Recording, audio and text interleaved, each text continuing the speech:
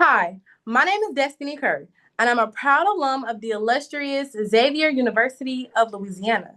Today is a very special day, as I am joined by a select group of fellow historically Black college and university students who are here today to discuss Starz hit show, Power Book 3, Raising Kanan. Hey, what's going on, everybody? I am Prince Bajan Bahai the Fourth, a graduating senior acting major, television and film minor from Washington, D.C., by way of Cameroon, West Africa. I'm happy to be here.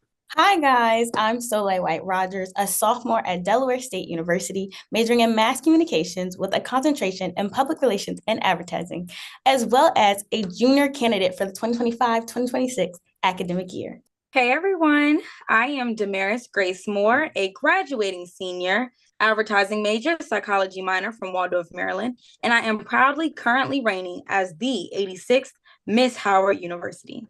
Yes, hey, my name is London Brown, aka Uncle Marv from Raising Kanan, from South Central Los Angeles, with a major appetite to eat. Here we go. Boom. So, London and Power Book 3, Raising Kanan, explores themes of family, pressure, and the power of your choices, as well as identity and self discovery. What messages do you hope the audience takes away from this season? I mean, well, if they're able to understand how the Thomas family is just one of those families that is having issues and going through things like many other families are going through. But as far as, at least when they watch Marvin, hopefully they're able to see the loyalty and the dedication and love that he has for his family. He may not always go about things the right way, but his intent is always pretty solid, because he's just trying to look out for the family. That's all he's trying to do. He may, like I say, he may not go about it the right way, but he's, at the end of the day, he loves and cares for his family, so he just tries to show up in the way that he needs to. Most definitely. I couldn't agree more. Family definitely does matter. So, speaking of themes of family, pressure, and acceptance, let's take a look at this clip from season 2. I'll talk to you later. I'll hit you. That's not what I meant to say. What I meant to say is that I call you. Your words matter, and how you say them matters. I mean, the tone and body language, that shit matters too. I mean, cause a nigga can seem angry when he's not, but don't seem like he's angry when he really is. This anger thing is a motherfucker joke, but I'm on it. I know you are.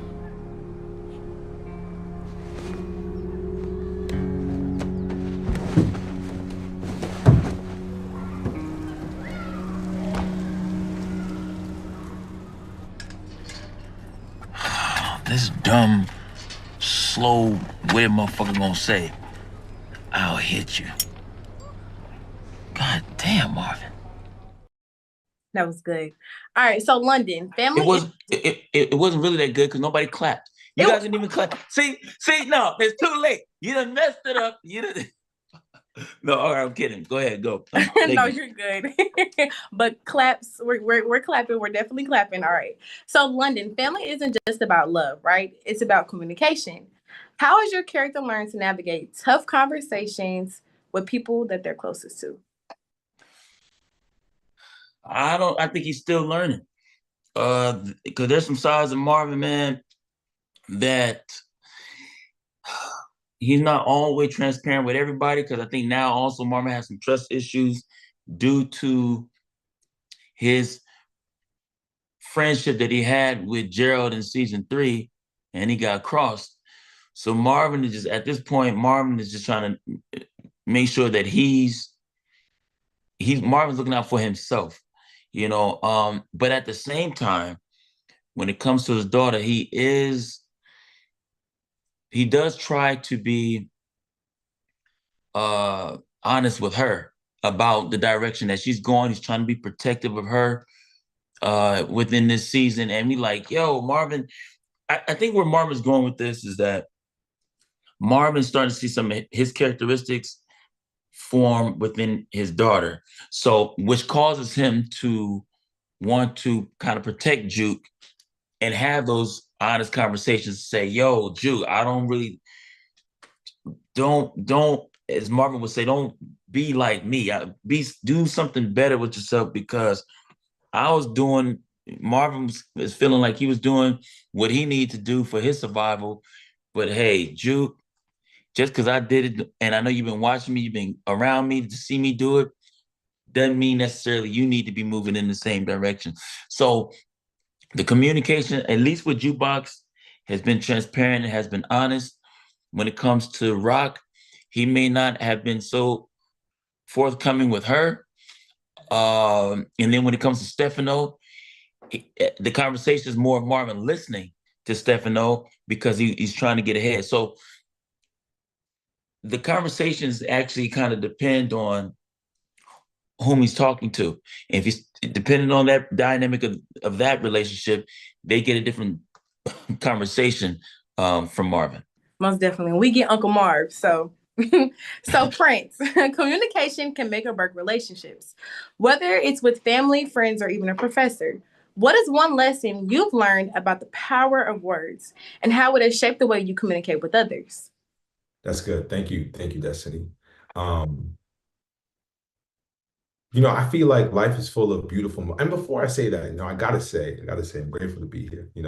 Mr. Brown, you're a legend, and I'm grateful to be here. So I feel like your character, Marvin, experiences a lot of these beautiful moments. Marvin is a human being. There's a lot of highs, there's lows, there's twists and turns in his.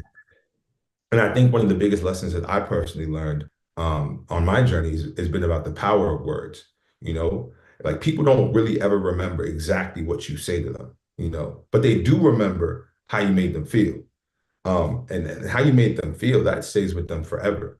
So when I can, I'm human, but when I can, I try my best to listen intently and delay my impulse to respond. And in those high stake conversations, like the ones we just witnessed, Marvin and Juke having, father-daughter, when you delay your response, for me personally, I found that I can be more intentional with my words and get more of the impact that I'm seeking to have, You guys came at me with some stuff. Both, yeah, okay, we're gonna hit. First of all, wait, hold on. Let me ask you this. Yeah. So, where did Prince come from? In terms of Prince, my name, where did the name come from? Yes, sir. Okay, well, it's an interesting story. I'm first generation American, so my parents are from Cameroon and Nigeria, and my dad's a chief. So Prince is like son of the chief. My first name is Prince Bajan. So yeah. Okay, so that is your name, Prince? Yeah, I have two first names. Yeah. Nice. Wonderful situation. So that's really dope. I want to acknowledge that because people ask me about my name all the time. My name is, I got a sister named Paris and another sister named Asia. People are like, man, are those your TV names? Like this is my name. Where did London come from? You know what? I don't know, man. I think my mom went with that, and it wasn't no like she didn't have a dream next to the Nile River and that something great was going to come from it. Yeah. I think just like the flow of it, and that's what that is. So shout out to my moms. All right. So as far as words and how important they are, I'm a big fan of words. I like the idea. That's why. Okay, here's something. This is why I'm totally against the idea that when people say you can't feel where somebody's really coming from through text, I totally disagree. Because if you can read a good story, you can read a good script, women will read those novels in the grocery stores and they get turned on and everything else from these novels. So the idea that we can't, feel energy through words or through text, I totally disagree. Whatever energy I want you to feel when I text, you're gonna feel that. I think a lot of people don't own the responsibility of not being able to articulate themselves through word. And I'm like, yo, if I, especially now we got emojis and all kinds, we got GIFs and everything else people can send. There's no reason why people can't express what it is they want to express through word. If that was the case, when I read a script and for these auditions, a lot of times I'm able to figure out exactly what's going on because these writers are good, like the ones we have on, the ones we had with Raising Kanan. It's exciting reading the script. This is no action, there's no sound, there's no costume, wardrobe, makeup. This is strictly words on a page. These writers were able to convey the in-depth ideas of these characters through word. So when it comes to communication and knowing how to use words, I think on Raising Kanan, they do an exceptionally great job at doing that. And, so in a way that isn't, it depends on who the audience is. Some people might feel like they may watch a show like this and feel uplifted by the end of it because they see human sides of them within these characters. And I think that's the main thing, is being able to communicate through words when it comes to a show like Raising Kanan or any good show. It starts with the word. It starts with the script. Or if you want to go biblical, and begin with the word, and the word was God. But that's a whole other thing. Everything, it starts with the word. Go ahead, Bo. I don't want to be verbose about this. No, you're good. Thank you so much, Prince, and thank you so much, London. Words definitely do matter, and the communication through the characters through power has been great. So, with that being said, I can definitely relate to everything. Communication is more than important, especially in familiar relationships. So, let's take a look at this clip from season 3 where we see Marvin's tough exterior soften up just a bit.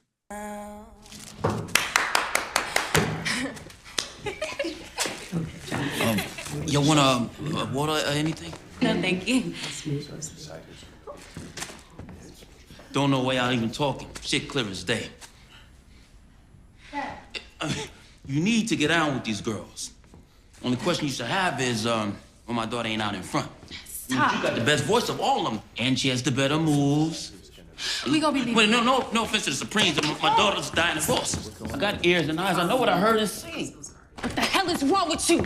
You need to go before you fuck all this up for me. Look, if you ain't gonna speak for yourself, I'm gonna talk for you. I'm a father. I know shit. I'm just trying to help. Just go. Go. I get loud sometimes. You know how I am, but I don't mean nothing by it. I'll talk to you later.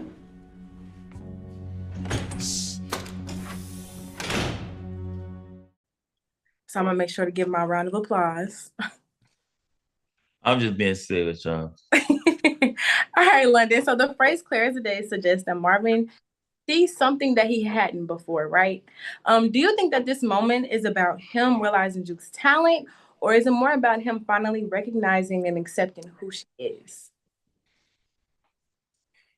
I think the moment is Marvin just really embracing his daughter. Yeah. In that, because in the beginning, he didn't understand her, so he was way on one side.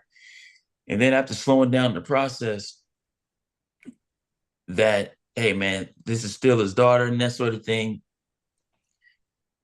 And being able to appreciate the fact that he made her, it was like, okay, he became like super dad. And super dad kind of got in the way of things. Yeah. He wasn't trying to be in the way. He was just trying to be supportive because he realized at the end of the day how much he actually loved his daughter, even though he didn't understand her because he didn't take time to understand her, but he actually loved her. So when he was just trying to show up for her because he hadn't shown up for her before. And so he was trying to just be that. He did a little too much. And he needed to slow down. He got excited. And he was just, he didn't know, he wanted to speak up for her, he wanted to advocate for her, protect her. He's doing all kinds of stuff, but in this case, he went too far. By this time, Marvin he's vacillating between trying to be out the way or not offend her, but also show up for her. So he's in this interesting dichotomy between what he's trying to do, because he don't even know what he's trying to do, but he knows what he did before wasn't really working. So now he's trying to see if this new idea of a dad is going to work. He don't know. He's figuring it out. That's why I think later in the season, in that particular season, I think he even asked Juke, like, hey, man, show me how to be a dad. The fact that he was able to the fact that he spoke that, he's still processing the whole thing. No dad's going to ask his daughter, yo, show me how to be what I need to be for you. She can't, but this is Marvin figuring it out. Again, going back to his heart, his intentions are pure, but how he goes about it is sometimes it gets complicated. Yeah, for sure. Most definitely. And words matter, times matter. And I love that you're touching point on those things, right? So it's crazy because we're actually going to go into the next question, which deals with controlling the situation itself, right? So in that instance, he acted as an observer. How do you think stepping back and letting Juke shine helps him redefine his role as a father? I think he's able to appreciate how talented his daughter is. And that's why later within that season, that just ignites Marvin's fire more. Just understanding, like, man, she really is good. She's not. He's heard her singing around the house a couple of times and walking around with the headphones and all of that while he was doing his nefarious acts. But when he does get a chance to really sit back and really watch her and see how talented she is, along with connecting her musical side even to his father, all of that is allowing Marvin to appreciate her that much more. Because Marvin been running around, he's been moving fast. So when he does have the time to slow down and really consider what it is she's doing, it makes Marvin say, you know what? It makes Marvin feel like a proud dad. I couldn't agree more. All right, so Prince, back to you. It takes a defining moment for people to truly see our potential, right? So kind of how you've seen the potential in Juke. Whether it be a family, a mentor, or a friend, finally recognizing your talent or growth, how did a moment like this impact? You see, I'm gonna give y'all the exclusive. All right, you ready for the exclusive? It's my villain origin story. So boom, I was cut from my 7th grade basketball team, and I wanted it so bad, man. I felt like, you know how Kanan wants to be a part of the business so bad, like he's advocating for himself, but Rock is keeping him from that. I felt like Kanan, like I wanted to be on the team, I wanted to play, and that it didn't end up shaking out that way, and that was heartbreaking. I mean, I never cried so much, but looking back on it now, it's genuinely probably one of the best things that ever happened to me. It taught me the value in hard work, and I also learned what it feels like to fall short in the pursuit of something that you really, really want, something that you desperately, And then the very next year, I made varsity.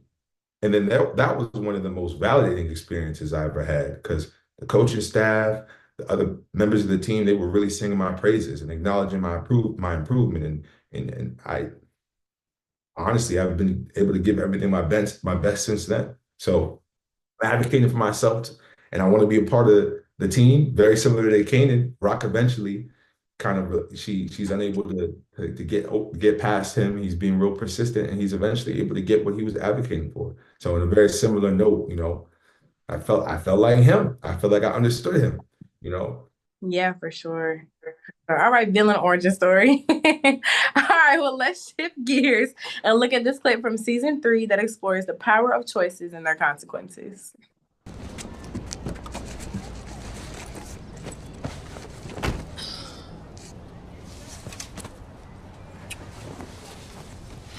Your girl don't need a ride? She good. I mean, because there's plenty of room up in here and gas don't cost that much. You dime, though, Juke. You got your good taste from me. It ain't even like that. It's cool. I mean, you don't gotta hide nothing from me. We just friends. Friends. Right. I mean, how many of us have them? Shut up! Yeah. Whatever you say.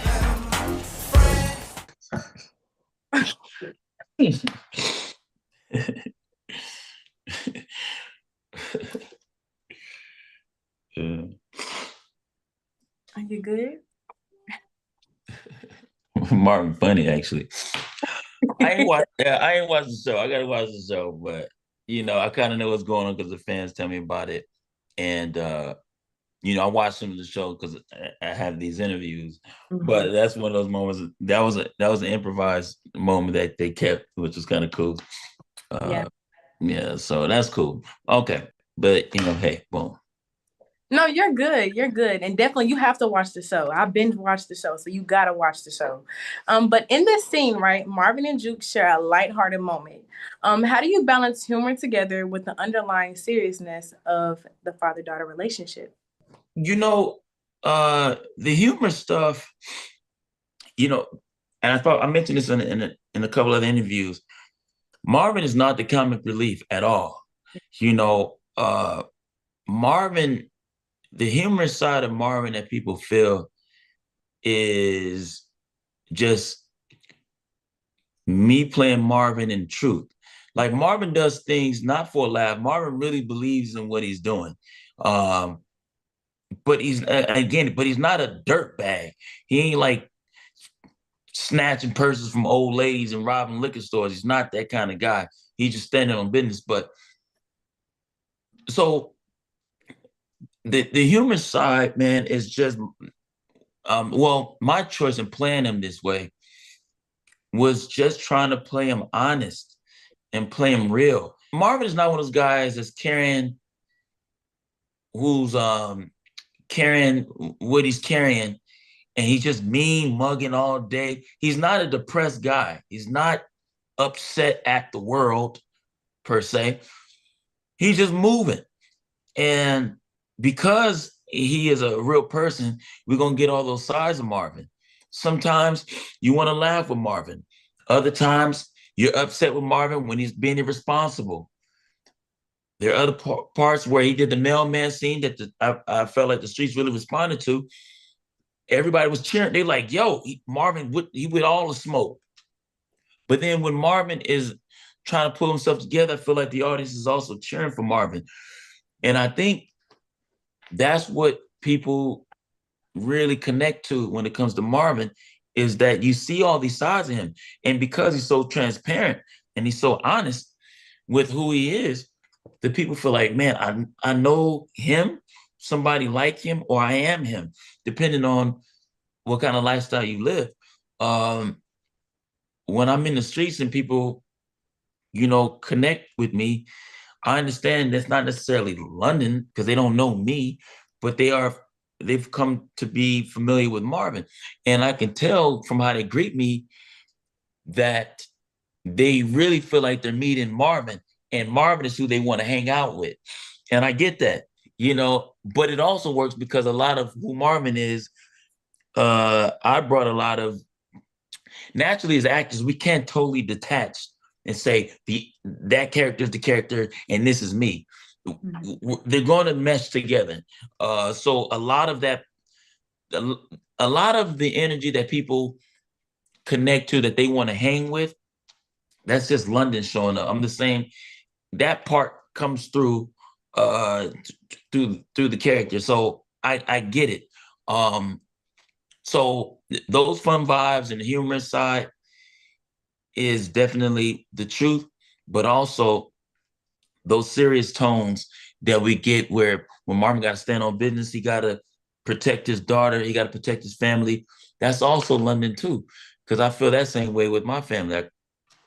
I look out for my friends and family. So a lot of that is London working, is London energy coming through as well, along with the team of great writers that allowed me to explore and play around with the character, and we were able to build something I think that the fans of the show can appreciate. And the fans be talking. They said we was swerving. He was definitely swerving. So I couldn't agree more. Marv is definitely multidimensional when it comes to being a character. Awesome. Thank you. You're welcome. All right. So Soleil, as students, we often face stressful situations, but humor can lighten the load. How do you balance staying focused on your goals with still finding moments of joy and laughter in your day? For me, balance comes from the people I surround myself with, which is like definitely shown in Marvin's character and the way he teaches his daughter to be intentional about the people around him. For me, it's my friends, Jordan, Tori, and Jalen, or as I like to call them, Fab Four.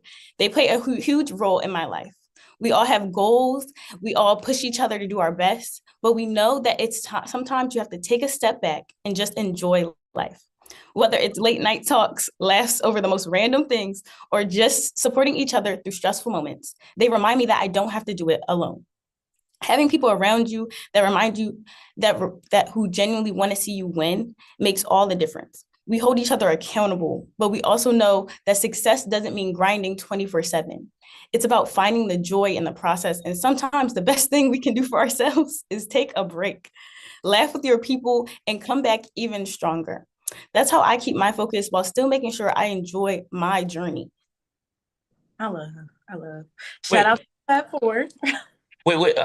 You guys are all currently in college, like right now? Yes, I met them all my freshman year, and they are my best friends. And honestly, I wouldn't be where I am today without them. So. Oh, so you're a freshman in college right now? Well, I'm a sophomore now, so we met our freshman year. What about the rest of you guys? I'm a senior. Okay. I'm a senior as well. I'm an alum. Okay, that's what's up. I just try to see what's going on. All right, that's nice, man. Appreciate it. Yeah, that's exciting, man. That's exciting. Thanks. All right, most definitely. And shout out to the HBCUs. So shout out to the HBCUs, and while I'm here, shout out to the organization I'm a part of, NCRF, National College Resources Foundation. And we definitely, when I'm not working on the show or on the road doing stand-up, we help students get into you guys' colleges. So shout out to Dr. Teresa Price and Yo-Yo, Kel Mitchell, Da Vinci, and the other ambassadors of NCRF, man, because that's what the goal is. We trying to encourage students to follow in y'all pathway as far as getting the education and really going solid in the HBCU circuit. So shout out to y'all. Shout out to y'all for holding it down and really keeping with the education and all of that. You guys are definitely inspirational to the students that we talk to that they're still in high school and trying to level up to y'all. So shout out to y'all. No, for sure. Thank you for that. Thank you so much. And it's excellence. Like I said earlier, it's a lot of excellence in the room. All right, y'all. So having a balance of fun and work while staying on track with your goals is definitely key as an HBCU student. So is having a sense of identity. So let's watch this clip from season 2 where we see Marvin struggle with his identity. Look, everybody getting a little something for their patience and accommodations. You took our money, you know our deal. The money ain't nearly enough to cover me waiting on the elevator for 45 minutes every day because that motherfucker always too crowded. All right? Yo, wanna say it again. You need to back the fuck up. You serious? You think I'm scared of you, nigga? I got shot 7 times and I'm still putting fools on their back. Be the next nigga.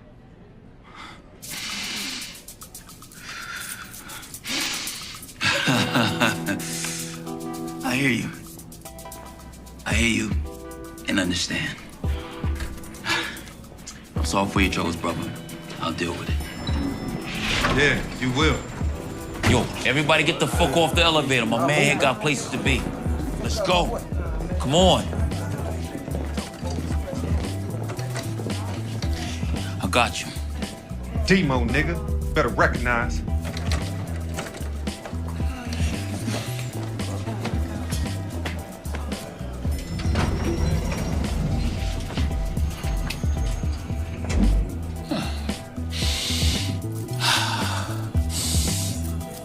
Openly and aggressive, that's me. The breathing helps with the... All right, so London, in the anger management scene, Marvin is forced to confront his emotions in a way that's very uncomfortable for him. How do you feel about this moment and the depths in his character that challenges his tough personnel? I think therapy helped Marvin to slow down in the process to understand who he really is and what he's really about. And because of that breathing technique, which is a real technique, uh, that breathing and just taking a couple moments to not respond so emotionally was part of Marvin's growth coming from therapy. That's why I was really glad that the writers, shout out to Sasha Penn, or as Makai has crowned him, Sasha the Penn. Sasha and the team, man, them adding that scene, I think that was good for, especially in the present day.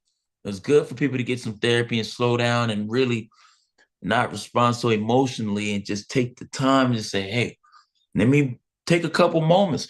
Because I think there are a lot of people who have passed away, and there are a lot of people that are in jail because they didn't take a couple moments to just breathe a little bit and just say, man, is it really worth me getting into this fight? Is this something I can really just walk away from? And that's the sad part about this, is that so many lives have been lost senselessly because they couldn't take a couple moments to just say, man, put the ego down, relax, and say, hey, man, I apologize, or don't worry about it. Relaxing the ego and just letting, and it's not being a slouch, or it's not being, it's not such a weak move to let some things go if it's going to keep you alive. And that famous line in Friday, you live to fight another day. Man, let that stuff go, man. It's not, especially as you get older, you can't afford necessarily to be fighting and getting into all kinds of things, because when you're younger, you get into a fight, you get beat up, or you win, whatever the case is, you go back to school the next day. As you get older, you got way more at stake. You got your degree on the line, you got your job. You get into a situation somewhere out in the streets, your kids stuck at daycare, you ain't got no backup babysitter. It's a whole panoply of things that happen as an adult when you get caught up in in whatever the conflict is. So sometimes, man, let that stuff go. Marvin is learning to let things go, breathe a little bit, and have some more life to live. So, I mean, hopefully people are able to walk away with something from that scene. In these times, I think a lot of people have disconnected from a spiritual side of themselves. And I'm not trying to preach to anybody, but I'll speak, at least for me. I know I can't be going through this thing called life by myself. I got to tap into God and get some sort of counsel throughout each day, week, and just say, hey, man, help me navigate. I need some help. I know I can't. I'm not, so self-aggrandizing that I don't think I need some sort of assistance down here. So as far as therapy, if whatever source of therapy you can tap into that. Sometimes it's on the spiritual side. Sometimes it's going down to somebody's office. I know also for me, therapy comes through by way of making other people laugh. I've gone, this year alone has already been like, I've gotten, let me see, 6 calls that people have passed away. Spoke at my last funeral 2 weeks ago, just to attend another one the following Tuesday. So for me, just sometimes going to the funeral to speak and helping other people get through the grieving through a little bit of laughter or uplifting some spirits. So everybody needs to tap into some sort of outlet of resources, tap into some outlets or some resources that will help them to get through this thing called life. We can't do it alone. I know a lot of us feel like we can, but we got to lock in and at least connect with some other people, so we can, something that helps, like I said, with what I do, but it also helps, I think, with other people.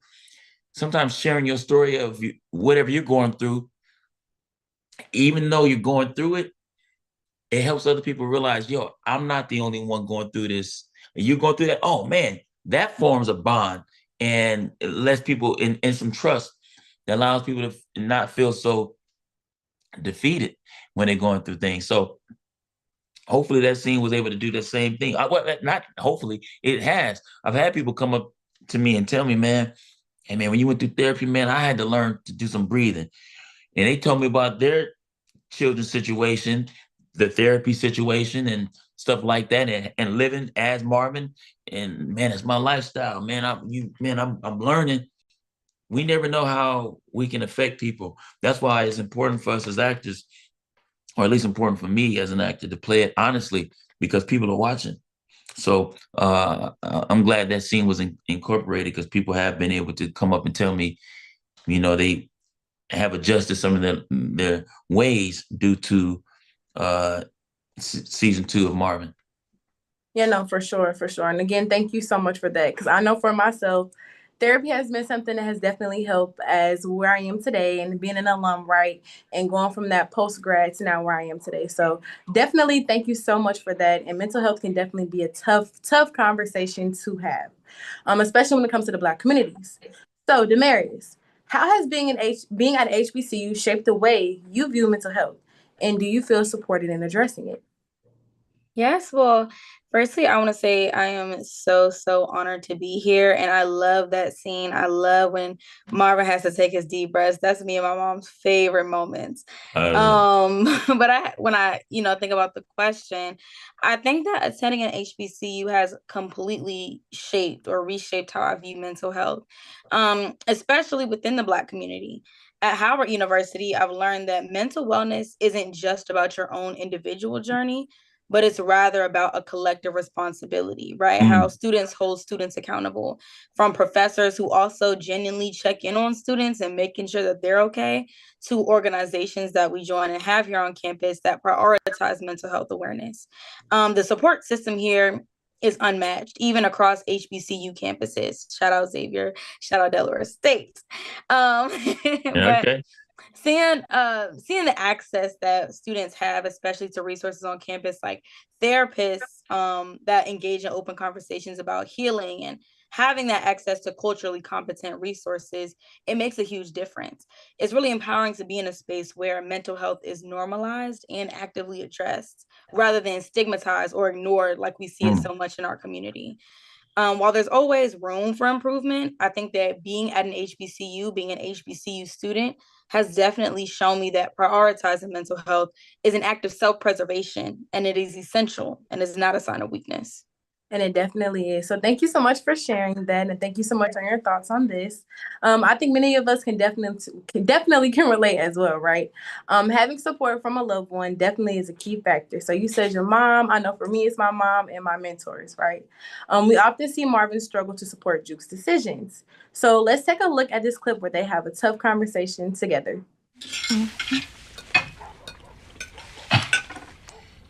You ain't stopped eating since you've been home, girl.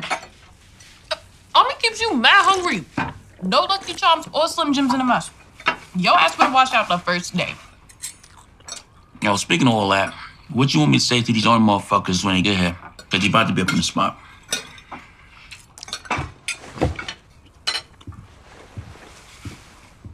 So good. I'ma handle them. I hear they take their A1 shit real serious. I take shit serious too. Yeah. Yo, fuck that army. And they white man wars. You smart, Juke. You need to go back to school or get up on the education type shit. Put your head to work and make that real money.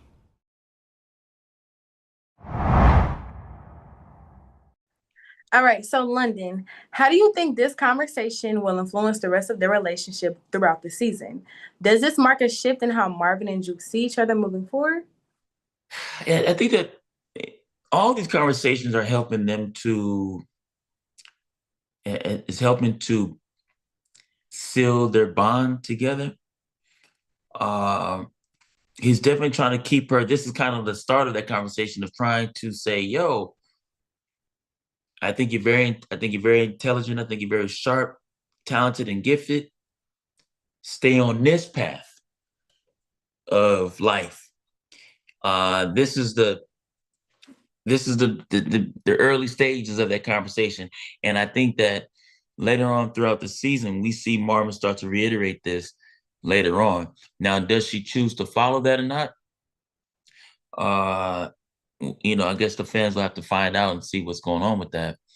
Because we know from Power that she went into, law enforcement and so on.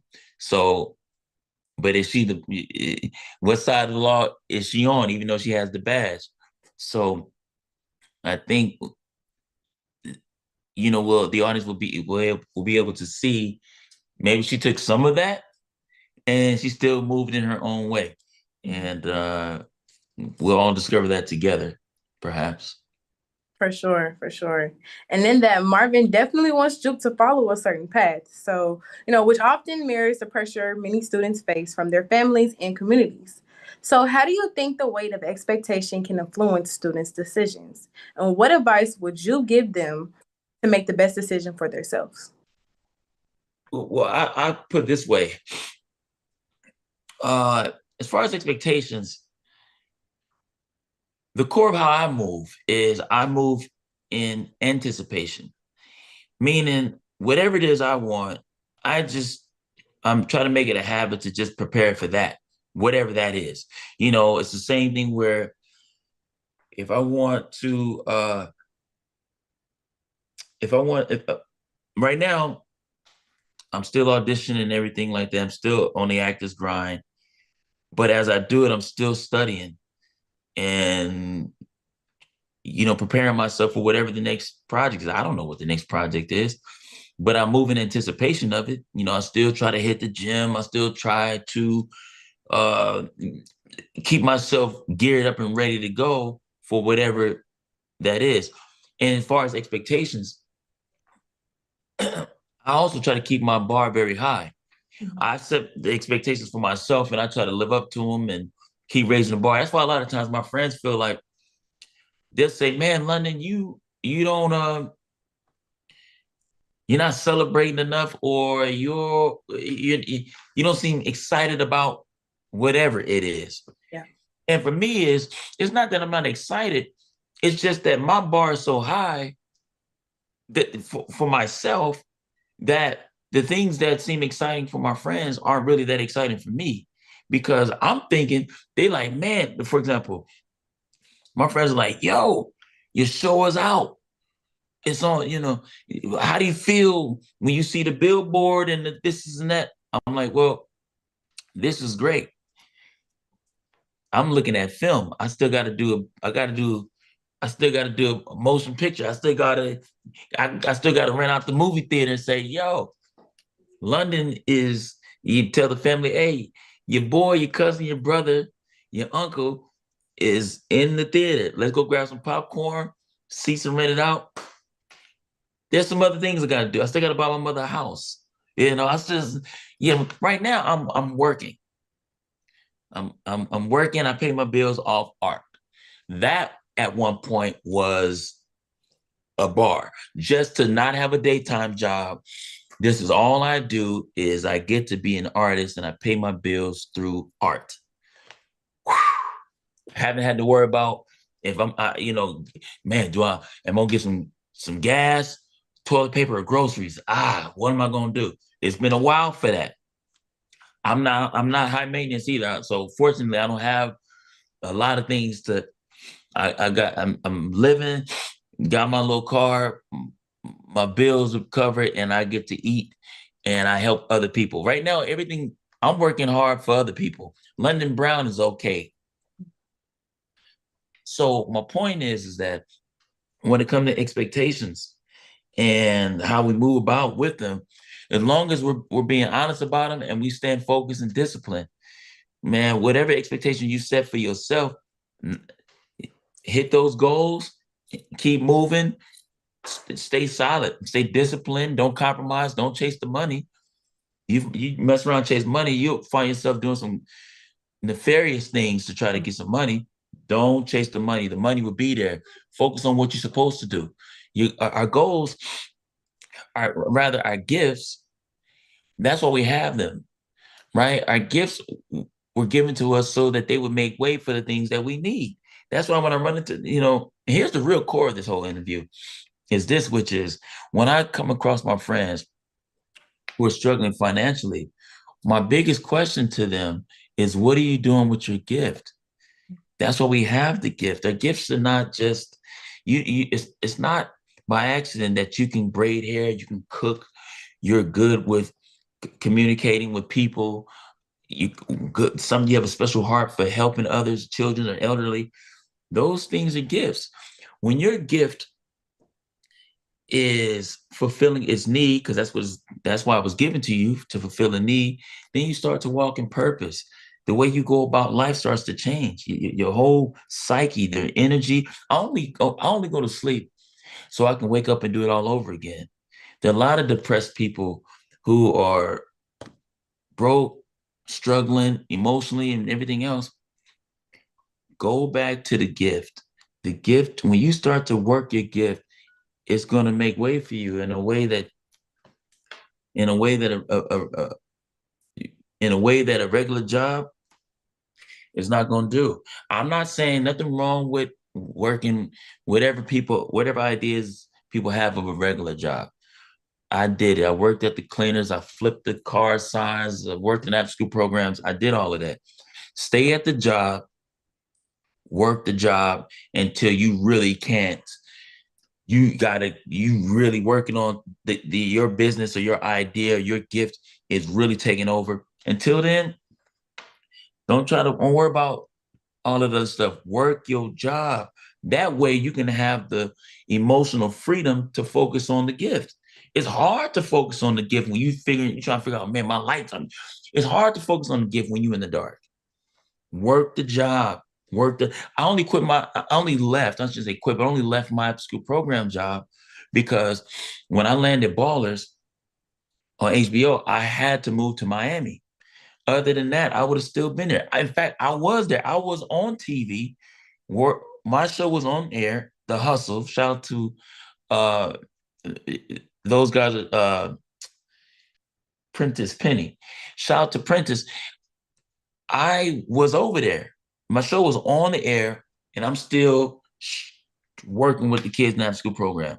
Work the job till you can't work it no more. Don't feel weird about that. But that's going to allow you to really tap into your gift. I get too excited about this stuff. Let me chill out. But y'all get the point. No. But you're basically saying stay the course, right? Like between the hustle Ballers and even you being a comedian, if I'm not mistaken, right? Like you stayed the course. So I definitely appreciate you saying that because sometimes as HBCU students and alum, we need to hear that just stay the course. Not only does God got you, but you got you. Stay the course. Stay focused. Absolutely. Of course. So pivoting over to Damaris, many students face pressures from their families, communities to pursue careers and paths. How do you deal with balancing your personal aspirations with the expectations others have for you? I think for me, and even as it relates to, London's answer, I think my two themes are really like gratitude and honor, because balancing personal aspirations with your family and community expectations it's difficult and it's a journey, especially at an HBCU where excellence is the standard. I know for my HBCU, our motto is excellence in truth and service. There we go. But I think that it's really important to honor the sacrifices that your family has made to get you where you are. I think there's wonderful points made about having a gift and following your gift to walk in your purpose. I think that you also need to be, if you're not confident enough to walk in that purpose, to find that gift, at least have honor and reverence for those that could not use their gifts as their purpose and passions in order to support their families. So that's definitely one thing that I've learned, is that you can honor their sacrifices, but while also staying true to yourself. I also attended a performing arts school in LA, and one thing on the wall is "To thine own self be true." What performing arts school was this? Amazing Grace Conservatory. Is that Wendy? Is it Wendy? Yeah, Wendy Raquel Robinson. Oh, yes. Yeah, shout out to her. Yeah. Okay, yeah. Shout out to them. But that quote reminds me daily that my purpose is mine alone. And that success also looks different for everyone. So I really lean on my support system, my friends, my mentors, and even sometimes my professors that keep me encouraged, especially looking for post-grad opportunities professionally. They remind me that my dreams are valid. And at the end of the day, I know that my happiness and my fulfillment matters just as much as making my friends, family, peers, and those watching me proud. And then when they see me walk into my purpose, they'll be proud regardless. And I know you walked in your purpose as becoming Miss Howard. So applause to that. Applause to you. Yes, ma'am. Yes, ma'am. We have royalty. I just say that's my Miss Howard, y'all. Shout out to her. Yes, we have Thank you. in the house. Like I said, excellence is all around us today, right? So that balance between personal dreams and family expectations is something that so many people and I myself can relate to. It is not always easy to navigate, right? So looking ahead and reflecting, London, what is one lesson from Raising Kanan that sticks with you that you feel might be especially important to our audience today? I think the lesson as actors, this for actors, sometimes these writers don't quite know all the sides of a character that they're writing for. So they're looking to us as actors to bring these characters to life. And I feel like with Marvin, once I started, the more ideas I started to bring to them for Marvin, the more they began to write for Marvin. And we were able to see Marvin come to life. But had I just stuck to exactly what they had on the paper, you'd be seeing a different version of Marvin. So that's the artistic side, which is trust your instincts and don't be afraid to throw some things out there, experiment, try some different thoughts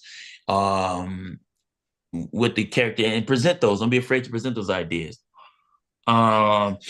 But as far as life and anybody in general, just you have to ask yourself, how bad do you want what it is you say you want? I've been locked in on this thing called acting for a while, when I had $28 in my account, working in the after school program, driving my little 06 Nissan Altima and, staying at my friends' houses and different things like that. Just be encouraged, man, and have the discipline and the focus to say, man, you gotta go tough for what you want. And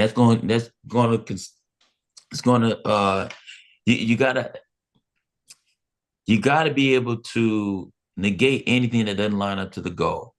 So to put it shortly, ask yourself, how bad do you want what you say you want? And do something every day that puts you closer to where you want to be. That is it. Yeah, most definitely. Thank you again. Thank you so much today. You have been dropping so many gems and I love. So thank you again. And I think from talking with you, I think the word of the month and really the word of the day, but the month is resilience, because you stayed the course and you were resilient. So I hope so, man. I hope when people watch this stuff, they get something from me because, I really want people to win, man. I want people to win. And if they can watch this interview with you guys and they pick up something, I'm like, please, man, go be great. Go and I'll see you guys at the top of the hill. Yeah, no, for sure. All right. So to my HBCU students, Raising Kanan shows how personal choices and actions shape our identities. How has your experience at an HBCU helped you to understand who you are and the impact you've made? I'll go first. First, I want to say, again, just super grateful to you, Mr. Brown. Thank you for this. As an actor, a lot of gems that were imparted that I will carry forward. And to the question, I'm really grateful to have attended the Mecca. And the name the Mecca it's not given lightly, like Howard University. It is just a cultural epicenter, And in the chaos of the world today, belonging to the HBCU community, it really grounds you in something real, you know? It's difficult to find your identity sometimes amidst all the distractions, the noise, you know, we got social media, it's everything, you know? And sometimes, you know, being grounded in something that is true, something that is real. And I feel like with Juke, you know, Juke, your daughter in the show, having some grappling with their identity, trying to find that, is a very similar experience that us youth and us students we deal with in a variety of different facets. And being grounded in that HBCU community, it puts you in something that's culturally potent, you know, something that's rooted in excellence. And at the end of the day, I can't be nothing but grateful to be a part of the HBCU crew. I'll go next. For me, first, I just want to thank Delaware State University and all the HBCUs across the country, because I wouldn't be in rooms like this without the advocacy of an HBCU. So yes, so being at HBCU has really shown me the power of community and the impact of being intentional with my voice. I'm currently running for Miss Junior on the platform of being seen, safe, and supported through media. And that has made me realize that representation and storytelling matters. I want people to feel like they have a space where they belong, where their voices are heard, and where they can truly thrive. My experience has solidified my passion for media, PR, and advertising, because I've seen firsthand how messaging shapes how we see ourselves and each other. In the future, I want to own my own PR agency and advertising company, using media to uplift, connect, and create real change. Being at HBCU has shown me that I don't just want to succeed for myself. I want to create spaces where others can be seen, valued, and empowered too. So thank you to my HBCUs all across the country. And I'll keep my thing kind of brief here. I think being at Howard University, being a student at Howard University has been the most life-changing, incredible experience of my life. It's given me friends, it's given me a network, but most importantly, it's given me purpose. I think that even as a graduating senior, 2 months away from walking out the door, I'm not only thinking about my next steps in my career, but I'm thinking about what I'm going to do in the community. And I think that I wouldn't have such a strong community-centered focus without attending my specific HBCU and experiencing the heart and soul of our community through the students within our colleges and university system. So I've loved it. It's been incredible, transformative, and incredibly valuable. Thank you so much to you guys, and thank you so much for joining us today. And also, again, shout out to all the HBCUs, not only in the room, but in the nation. We are strong and we are here, and excellence, again, is all around us. Thank you, HBCU Buzz, for a great panel. And as we wrap up, I'm going to ask really, really fast. We've got to make this really, really quick for you to give us one word, London, that summarizes how you feel about this project. Progressive. Aggressive. For sure, for sure. All right, I know that's right. So before we sign off, let's all smile real quick for the camera, and let me see all my HBCUs in the frame.